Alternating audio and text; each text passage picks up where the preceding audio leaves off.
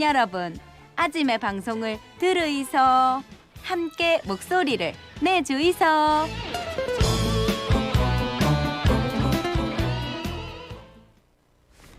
여름이 주는 즐거움이 참 많은데 그중에서도 시원한 해양 스포츠를 가장 재미있게 즐길 수 있는 계절이 또 여름이기도 합니다. 바다 수영도 좋고 제트스키, 요트 다양한 해양 스포츠가 있지만 요새 참 인기 많은 해양 스포츠가 바로 서핑입니다. 우리나라에도 인기 많은 서핑 스팟들이 참 많지.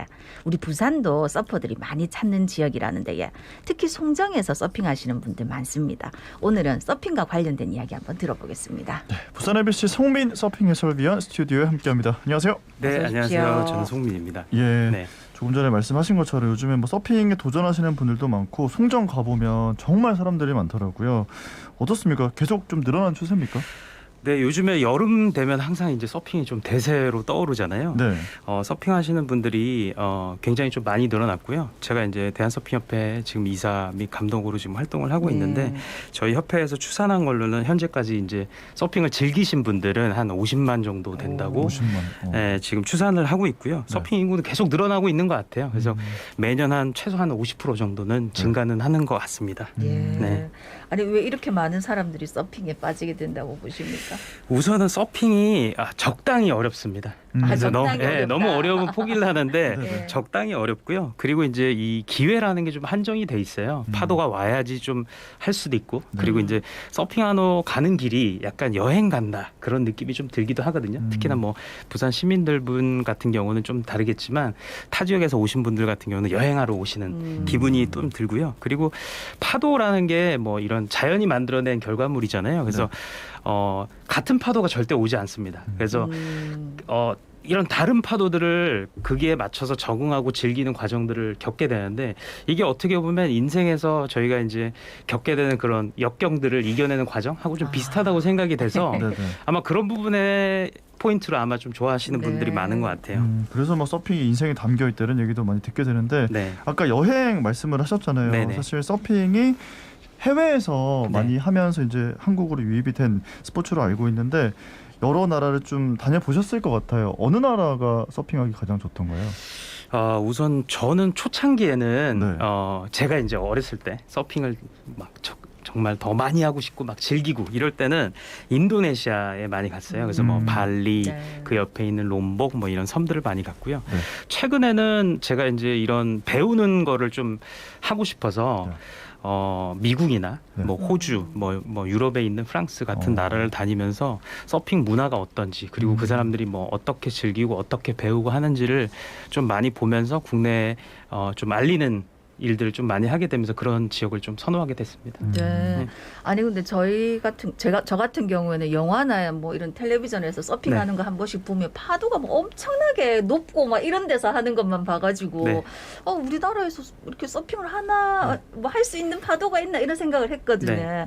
부산 같은 경우에 바다가 많은데 부산 바다에서도 충분히 이렇게 즐길 수 있을 만큼 됩니까? 네, 맞습니다. 우선은 우리나라는 삼면이 바다잖아요. 네. 그래서 서핑을 하기가 아주 좋은 환경이에요. 그리고 특히나 부산 같은 경우는 더 좋은 환경에 처해 있습니다. 왜냐하면은 부산은 뭐 해수욕장도 많고요. 해양 도시로 유명하기 때문에 부산에서는 뭐 서핑을 즐기기에 아주 좋은 환경이라 서핑이 처음 시작된 곳이 부산 그리고 제주도로 알려져 있거든요. 그만큼 부산은 서핑을 즐기기 좋은 도시입니다. 근데 서핑을 하기 좋은 바다가 어떤 바다입니까? 우선은 파도가 많이 오는 바다 정도가 되겠죠. 송정 해변에서 부산에는 많이 하게 되는데 송정 해변이라는 곳이 상당히 좀 특이한 지형적인 요인을 가지고 있어요. 그래서 송정 해변은 쉽게 설명을 드리면 예를 들면 이제 부산도 마찬가지지만 남해안과 동해안선이 만나는 지점에 있는 해수욕장입니다. 그래서 여름에는 남서풍이 불고 겨울에는 북동풍이 부는데 이 바람과 함께 파도가 오게 되거든요. 근데 남동 쪽의 모서리에 있는 이 부산에 있는 송정해수욕장은 겨울 파도와 여름 파도를 동시에 받을 수 있어요. 그래서 어. 1년 내내 파도가 오는 아주 서핑하기 좋은 해변이라고 생각을 하시면 될 것 같아요. 예. 매일 아침 방송하러 와가지고 바다를 봐도 파도는 철썩철썩 치는 건갑다 이 생각만 했는데 이게 또 여름 파도가 있고 겨울 파도가 있고 그랬네. 그럼 또 서핑에도 종류가 뭐 있을 텐데 뭐 어떤 게 있습니까?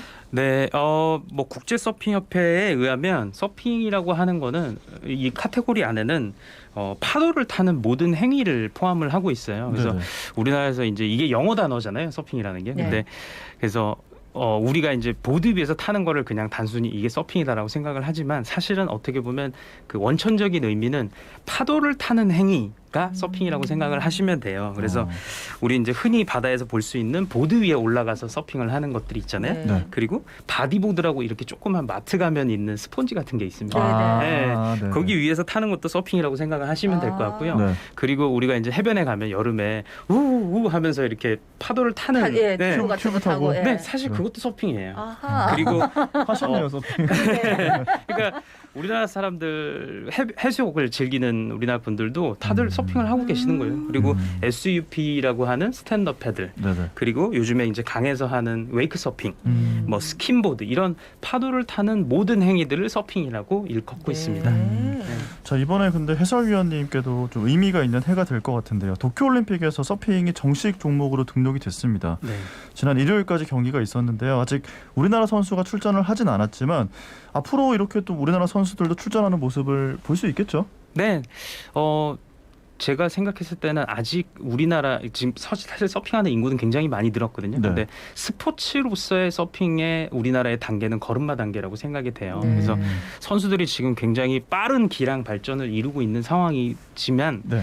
지금 현재 그 미국이나 일본, 뭐 호주, 프랑스 뭐 이런 나라들이 굉장히 오랫동안 이제 서핑을 하고 선수를 육성을 했기 때문에 아직은 세계라는 그런 장벽이 조금은 높은 편이에요. 네. 그리고 참가 인원 자체를 이번에 한 20명, 남자 20명, 여자 20명밖에 두지 않았기 때문에 예.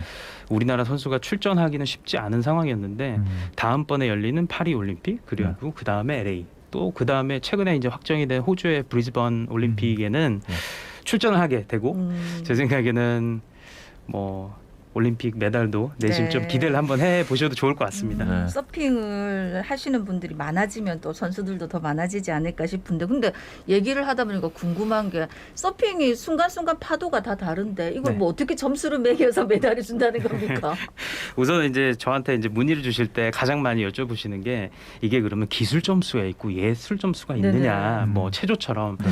어떻게 보면 맞다, 어떻게 보면 아니다라고 할 수 있을 것 같아요. 예를 들면 체조 같은 경우는 난이도를 베이스를 두고 거기서 예술성 그리고 이제 뭐 기술적인 네. 요인들을 많이 이제 채점을 하는데 네. 사실 서핑에서는 그런 부분은 존재를 하지 않고요. 이게 이제 바다라는 불안정한 환경에서 여러 명이 이제 대결을 하는 거잖아요. 그래서 서핑에서는 이게 몇 점이다 이런 시스템이 아니라 상대평가 또는 비교평가 방식으로 이루어지게 돼요. 그래서 A라는 선수, B라는 선수가 있으면 A보다 B가 잘 탔는지. 그래서 처음에 기본 점수를 설정을 해두고요. 그 다음에 이 점수가 예를 들어서 5점이다. 그 다음에 타는 게 7점이다. 그러면 A보다 잘 탔는지 뭐 B보다 못 탔는지 이 중간에 점수를 이렇게 끼워 넣는 과정을 통해서 점수가 되게 돼요. 그래서 다음 경기에는 또 점수가 좀 바뀔 수도 있고요. 그래서 절대적으로 정해놓은 점수는 없는 거라고 생각을 하고 보시면 될 것 같습니다. 네. 그렇게요. 쉽지가 않네요. 자, 이번에 도쿄올림픽 서핑 경기 아마 보셨을 것 같은데 네. 감회가 남다르셨을 것 같아요. 어떠셨습니까? 네, 저는 이제 개인적으로 되게 감개무량했고요. 네. 왜냐하면 이제 저조차도 사실 이제 제가 이런 방송에 출연을 하고 또 이제 협회에서 뭐 이런 이사나 감독을 맡게 될 줄 몰랐거든요. 네. 저도 그냥 서핑을 하고 싶고 좋아하던 아이였는데 지금 나이가 들고 경험이 쌓이면서 이런 일을 하고 있듯이 서핑도 원래는 그 듀크 카하나모쿠라는 그 올림픽 수영 금메달리스트 분이 계세요. 약 100년 전에 한 1912년에 올림픽에서 서핑이 보게 되는 날이 왔으면 좋겠다라고 했는데 지금 거의 한 100여 년이 훨씬 지나서 서핑의 꿈이 이루어졌어요. 그래서 저희 이제 서핑을 하는 경기인들 그리고 동호회 사람들도 사실은 서핑이 올림픽 종목이 될까라는 부분에 대해서 많이 반신반의를 했었거든요. 네. 과연 이게 가능할까? 근데 갑자기 이게 이루어지고 갑자기 도쿄올림픽이 사실 이제 진행이 될지 안 될지도 네네. 불안한 부분이 있었는데 네네. 이번에 경기를 봤는데 굉장히 잘 일반 대중분들에게 소개가 된 것 같아서 저 네. 개인적으로도 굉장히 기쁘고요. 저희 협회나 아니면 저희 관계자들도 굉장히 기뻐하고 있는 상황입니다. 네. 네. 근데 이번 도쿄 올림픽의 그 종목은 숏보드라는 거던데 뭐 네. 왜 이게 이제 등재가 된 겁니까?